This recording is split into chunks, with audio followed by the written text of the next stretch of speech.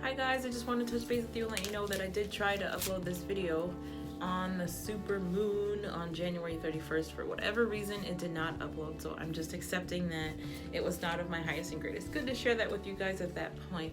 Nonetheless, I'm sharing it with you now. It does have great tips and tools for how to survive a full moon.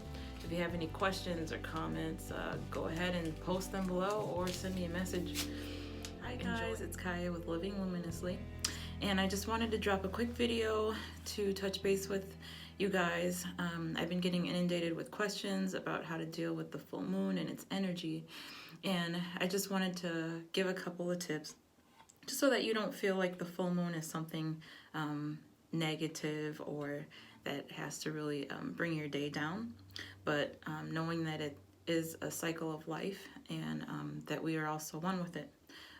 With that, I do want to say that I am not putting out there any religious beliefs. I'm very generic in the way that I go about things, and I want everyone to know that I believe that there are many paths to light. So this is just my way and some things that I share with my clients as to how to deal with the full moon. So the first thing that I'll talk about is I want you to I'd like you to be able to look at the full moon as a beautiful cycle and a piece of your life. So this means that I try to remind people that we are 50 to 60% water, and we want you to think about the tide and how that comes in and that affects the water, right? So usually the tide brings the water a little bit higher, and you can see the water line wax and wane with the moon. So know that we do that too, and that we are also affected. One of the things that people feel around this time is anxiety and depression. Please know that that is a part of the purging process of releasing those things that no longer serve you. If you are an empath, meaning that you feel other people's energy or you feel the energy in a space, first, just really quick, I could probably go on about this for a whole class, but really quick is to just probably try to have that discernment of, okay, is this energy mine? Does it belong to someone else? Really sit with it and feel it out. Okay, why am I sad or why am I upset? Is it mine? And then listen to your gut. Does that feel like it's your energy? If it is, then it's time to deal with it and release it. If it is not, know that it's energy, and what is yours you can call back, and what is not yours you can ask to go away. And that is by simply having the intent in doing so with your words, with your mouth, and by saying, okay, I understand that this is not my energy, this is my energy, and that is someone else's. Please go away, ask it to leave. Do deep breathing or whatever it is that you need to do to release that energy. And again, that is actually one of my classes, so I won't get too deep into that. The other thing here is if this is yours, that this is your emotion that you're trying to deal with and figure out how to purge, I ask that you do so by allowing yourself to work through the emotion. The more that we pretend that it is not there and we try to ignore it, the more that we allow it to fully integrate into our body and our cells, and that is how we end up with disease or dis-ease, some of my mentors would say. And that's how we end up with illness within the body. One of the things that we can do, again, as we're working through the emotions and allowing ourselves to be unhappy, and unhappy is almost an inappropriate word, but allow yourself to work through those vibrations so that they can go away. I say to allow yourself to work through them so that you can throw them out, so that you can make room for the nice, warm, fluffy stuff. A couple of things that you can do to get rid of dense and heavy emotion is by using things like sage, which you can probably see that I have some on the table over there. There's also sage spray that you can make, so you can use I invite people to use spring water, water that is from a live body of water nearby your home, whether that's a creek or a lake. anything like that. And then you can add sage essential oil to that water. And then you can spray around you just to kind of remove negative or dense, heavy energy and reset your energy field. The other thing that you can do is also very common is Palo Santo. It is holy wood. It almost kind of smells like frankincense when it's burned, but it kind of does the same thing. A little bit less heavy duty than using sage. But that's one of the things that you can do to reset your energy field. Another thing that I invite people to do during this time of the full moon is to have start to practice the deep belly breathing. So that's taking that deep breath in and not breathing up here, but breathing more belly in as you're breathing out. And then as you're taking that deep breath in, that you see your belly expand.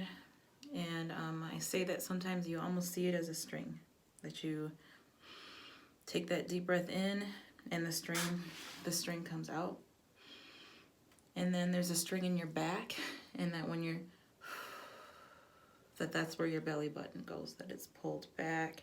And then the more that you do that, the more that you retrain yourself to breathe, the more that you will feel that you're more in control of the moment. So anxiety comes from living too far in the future or living too far in the past. Breathing for this moment right now allows us to be more connected and more present with this moment, and that begins to remove some of the anxieties that may be around us, especially at this time with the full moon. One of the things that I did not mention is that while there are regular cycles within the full moon, today especially, I think when I last looked, we were at 99.9% for today for a full moon, but today is actually a super moon. So it's super awesome, of course, but obviously then comes super emotions. Will also come super potential. Again, with releasing those things that no longer serve you, you're allowing super potential for those things that do serve you to come in. The other thing that I invite people to do is to remember to do any type of meditation. Now, that doesn't have to be your whole cliche of sitting and, in your own space is wonderful, but anything that seems to be a meditative thing for you. When I was doing running and I was into doing 5Ks, running for me was very meditative. I had to be very present in the moment and look and enjoy taking in nature as I was running through it. Some people enjoy cooking, so I tell them, make yourself one of your favorite meals or make some type of a baking item. Whatever it is that you enjoy and brings you joy and keeps you in the present moment, then use that as a form of meditation, if you will, or any type of physical movement to kind of get your body going, okay? The other thing that I invite people to do is to use grounding stones or essential oils. Please do what resonates with you. So right now at this time, I'm actually wearing my onyx. I also have my onyx ring. And while I'm talking to you guys, I'm like, I think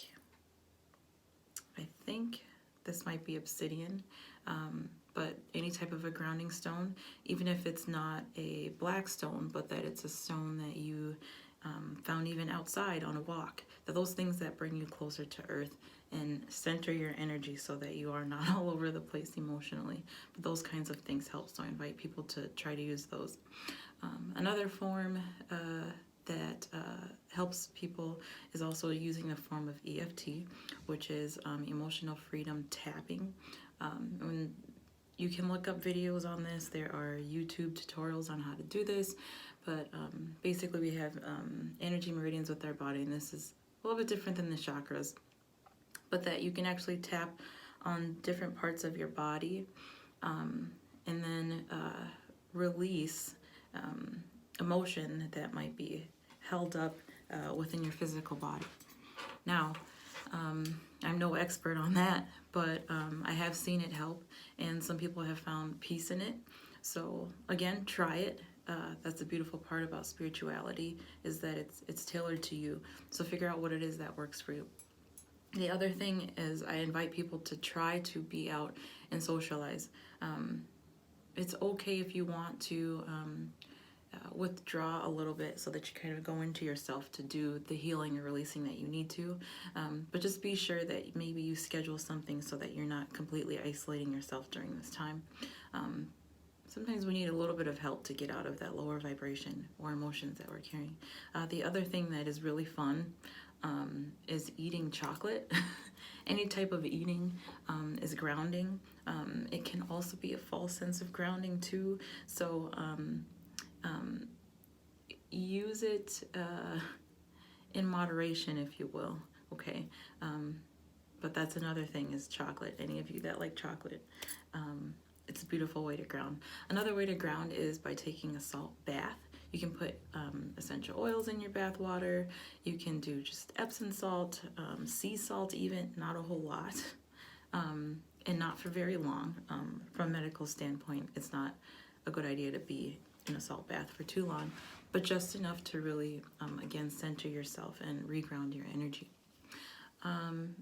The other thing that I tell people to do too, I know that if you live in the state of Minnesota, that it might be hard to get outside, but whatever you can do to take in and absorb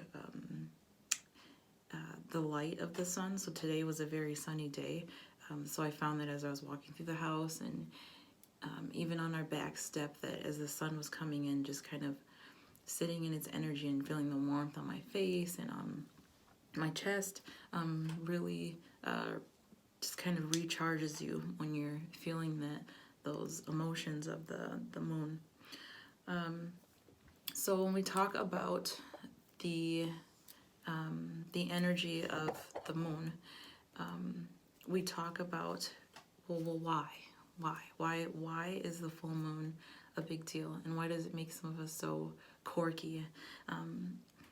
The full moon is for releasing those things that no longer serve us, and it's about releasing negativity, releasing emotionally, or emotional purging, again, to make room for what does.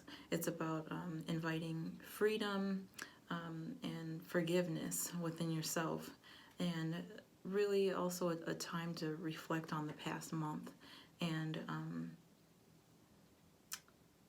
begin to think about the things that you would like to set as new intent for the next month. The new moon is for setting new moon intentions, and we'll try to make a video about that too. But as for right now, I just wanted to let you all know that if you're feeling a little off or you're feeling a little sad, there are some things that you can do to help. Speaking of sad, another really good tip here too is to look at getting a SAD light, which is SAD, seasonal affective disorder light. If you live in the state of Minnesota where we lack sunlight, that is a wonderful tool to also have at home to help you with some of these things that I did mention. I think that's it. If you have any questions, feel free to send me an email, like and comment below. Until next time, thank you and thanks for watching.